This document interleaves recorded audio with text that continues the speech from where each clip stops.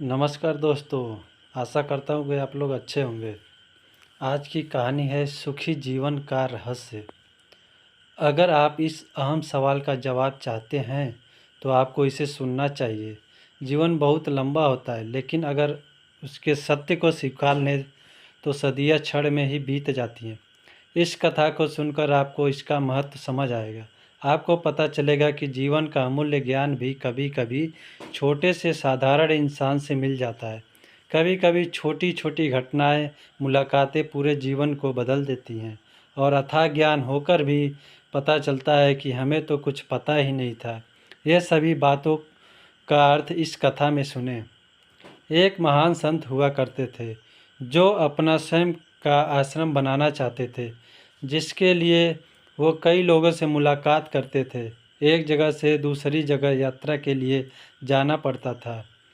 इसी यात्रा के दौरान उनकी मुलाकात एक साधारण सी कन्या विदुषी से हुई।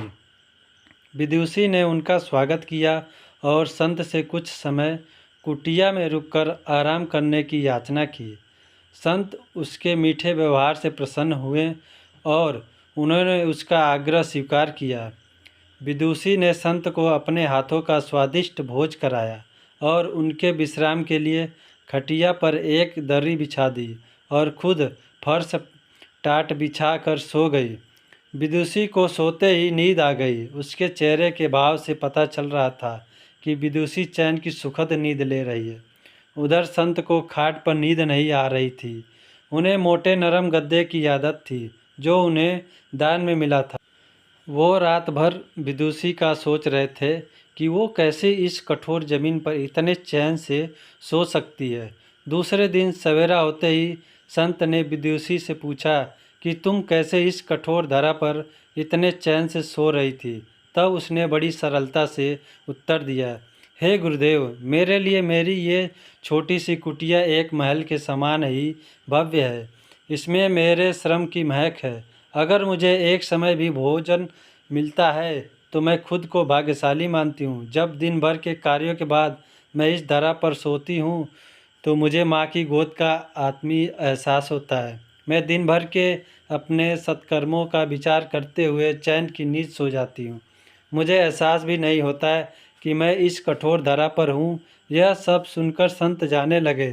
तब विदुषी ने पूछा, हे गुरुवर, क्या मैं भी आपके साथ आश्रम के लिए धन एकत्र करने चल सकती हूँ? तब संत ने विनम्रता से उत्तर दिया, बालिका, तुमने जो मुझे आज ज्ञान दिया है उससे मुझे पता चला कि चित्त का सुख कहाँ है। अब मुझे किसी आश्रम की इच्छा नहीं रह गई। यह कहकर संत वापस अपने देश लौट गए और एकत्र किया धन उन्होंने गरीबों में बांट दिया और स्वयं एक कुटिया बनाकर रहने लगे। दोस्तों, कहानी से शिक्षा क्या मिलती है हमें? आत्म शांति एवं संतोष ही सुखी जीवन का रहस्य है।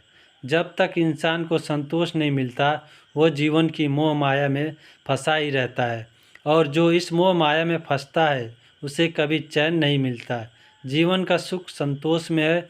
अगर मनुष्य जो है उसे स्वीकार कर ले और उसी में खुशियाँ तलाशे तो वो उसी क्षण सारे सुख का अनुभव कर लेता है। जिस तरह विदुषी एक वक्त के भोजन को ही अपना सौभाग्य मानती है और कठोर धरा पर भी चैन से सोती है, उसी कारण उसे जीवन में सभी सुखों का अनुभव हुआ है।